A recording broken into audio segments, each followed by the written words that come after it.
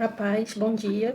Então, eu ia realmente falar sobre aquele texto, né, que eu coloquei hoje, o domínio próprio, mas aí ontem à noite senti de colocar outro texto antes. Na verdade, eu estava procurando esse estudo já há um tempo, mas eu não estava achando. E aí ontem eu achei esse caderno. E aí eu vou falar com vocês rapidamente sobre isso aqui. Isso aqui foi quando eu estudei sobre mudar hábitos, né, que é uma decisão e é da Pamela Aruama, acho que é assim que se fala.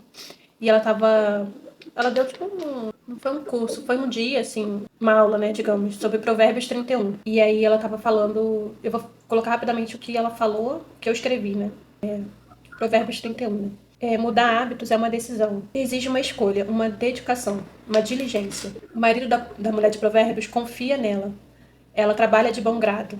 O marido confia nela e ela vê uma propriedade e adquire, porque o marido confia nela. Ela pode ir lá e comprar. Ela tem ajudante, mas ela pega e faz também o trabalho. Aí eu coloquei aqui: Deus não abençoa aqueles que desobedecem. Não podemos questionar os mandamentos de Deus. Quem questiona, desobedece. Eu botei até uma referência, depois eu coloco a referência separada para vocês lá no WhatsApp. Devemos obedecer a Deus para que tudo ordene a doutrina de Deus. A preguiça, a falta de diligência difama o evangelho. Você está fazendo as coisas para quê? Para qual intenção? Qual motivação? Se a motivação do seu coração for egoísta, os frutos serão amargos. As raízes do seu coração deve ter um valor nobre. Você pensa, você fala e depois age. Pessoas vêm antes de coisas. Qualquer método que você usar para gerenciar seu tempo é apenas um instrumento para atingir um caminho mais fácil. Você deve ter uma mente alinhada com Deus. E as motivações devem ser justas. Se não estamos colhendo frutos bons, é porque a motivação não é boa. O que os outros fazem conosco não podem mudar quem a gente é, se a nossa identidade está firmada em Cristo. Então, né, a gente não pode agir na reciprocidade. Precisamos moldar nosso caráter ao de Cristo. Precisamos tirar a nossa dura cerviz. Se estamos em Cristo, Ele frutifica em nós. João 15, do 1 ao 11, que fala, né? Eu sou a videira verdadeira, vós são os ramos. Talvez você esteja fazendo tudo na força do seu braço e não em Jesus. Vinde a mim, fala, né, Cristo, quem está cansado, e vos aliviarei. Mudar as motivações do seu coração é necessário. Quem entra no Santo dos Santos em outro lugar não sabe viver. A amargura define as pessoas. Sem Jesus, vira um galho seco. A nossa alegria será completa quando vivermos em Jesus. O porquê e para quem estamos fazendo todas as coisas? Essa é a pergunta que devemos fazer todos os dias. E o desejo imaturo vai responder assim: eu quero ter tempo para nossa família, ter tempo para mim. Só que esse é um desejo imaturo. O desejo real é que tudo que nós façamos seja para Deus. Inclusive, cuidar da nossa família é também para Deus. Afinal, os filhos, a família, os filhos são heranças de Deus, né? E aí as desculpas que nós damos, né? A vida tá tão corrida, tá correndo para onde? Temos um alvo, temos uma meta. Temos que ter tempo para Deus, fazer em nós e aquilo que Ele quer fazer através de nós. Onde estão os trabalhadores? O campo estão em brancos. Correr a carreira que nos está proposta. Vamos abrir a agenda para Deus. Deus não está na agitação. Tempo para oração, devocional, para ler sobre Deus. Tempo para ser usado por Deus. Ser usado da maneira que agrade a Deus em qualquer lugar, em qualquer tempo. Não é sobre nós. Temos que saquear o inferno. Planejamento e organização é para fazermos a vontade de Deus. E aqui eu coloquei 1 Coríntios 9, do 19 a 27, que fala sobre a corrida, né? Correr a carreira que nos foi proposta, que é onde Paulo fala ali. Eu devo fazer tudo por causa do Evangelho, para ser também participante dele. Eu acho que alguém tá com o microfone ligado. Na hora que eu falar. Eu tava achando que era eu aqui. Devemos nos dominar para alcançar uma coroa incorruptível. E aí ela dá exemplo aqui, né, de uma pessoa que tá desferindo golpes no ar, só que ela não conseguiu nada. E apenas se cansou. E aí ela colocou assim: quem quer dar um golpe certeiro, planeja e acerta uma única vez. E sobre esse 1 Coríntios 9, do 19 a 27, ela vai falar, né, que Paulo tinha o temor de não ser aprovado. Nós não fizemos nem 1% de Paulo. E além de não ter medo, e além disso, não temos medo de não sermos aprovados. Ainda achamos que Deus está em débito conosco, porque Ele não fez o que queremos. Fomos criados para glorificar a Deus e ser usado por Ele. Organização é estilo de vida. Diligente é esforço continuado em direção ao alvo. Acabando.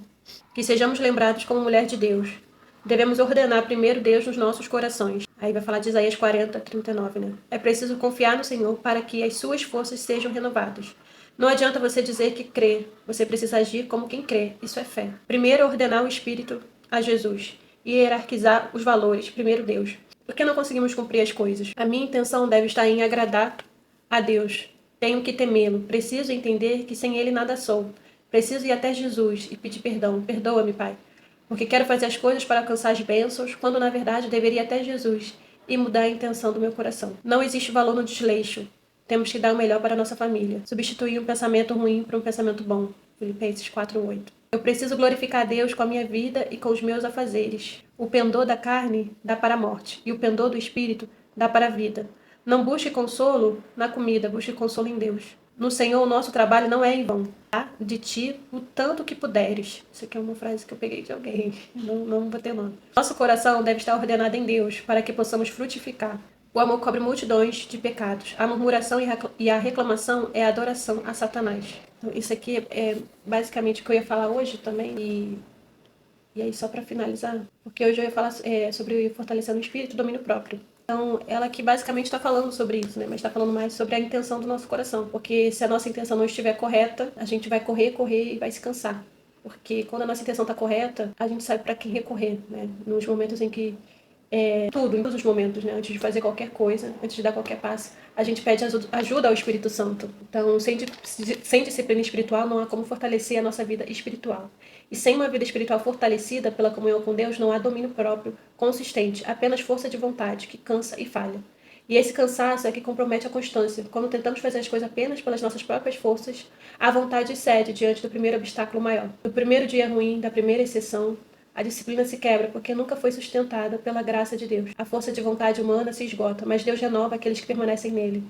Isaías 40:31. Por isso, a constância de que falamos no tópico 2 não vem simplesmente de se esforçar mais, mas de permanecer em Cristo e ser fortalecido pelo Espírito. A disciplina espiritual não é um fim em si mesma, ela é um meio de graça pelo qual permanecemos mais sensíveis à ação de Deus. E dessa comunhão que nasce como fruto a capacidade de nos governarmos por dentro, governarmos a nossa língua, as emoções, os impulsos. E cuidar da vida espiritual não produz mérito diante de Deus, mas nos coloca numa posição de dependência e obediência, onde o Espírito Santo opera em nós. Domínio próprio é um fruto do Espírito, Gálatas 5:22-23.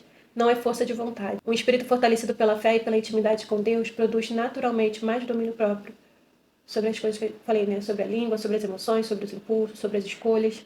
Quanto mais fraco for o espírito, por negligência nossa, né? Mais a carne e as emoções nos dominam. E quanto mais forte, mais o domínio próprio flui como fruto. Então a gente precisa, a disciplina espiritual é importante para isso. Porque muitas vezes a gente não consegue fazer as coisas e acha que está fazendo pelo Espírito e não estamos fazendo. Então precisamos saber as reais motivações. Porque às vezes a gente acha que Deus está conosco, mas Ele está tão distante. Porque Ele sabe do nosso coração. Ele sabe por que a gente está fazendo aquilo. E se a gente não está fazendo algo para Deus, é sinal de que Ele não está em primeiro lugar nas nossas vidas. E aí eu vou ler esse capítulo toda hora, que eu acho que eu não li das outras vezes, só para finalizar. Já acabei aqui, Isaías 40. Eu vou ler. Isaías 40, eu vou ler começando do 28. Não sabes, não ouviste que o eterno Deus, o Senhor, o Criador dos fins da terra, nem se cansa, nem se fadiga? Não há esquadrinhação do seu entendimento. Dá esforço ao cansado e multiplica as forças ao que não tem nenhum vigor. Os jovens se cansarão e se fatigarão, e os mancebos certamente cairão. Mas os que esperam no Senhor renovarão as suas forças, subirão com asas como águias, correrão e não se cansarão, caminharão e não se fatigarão.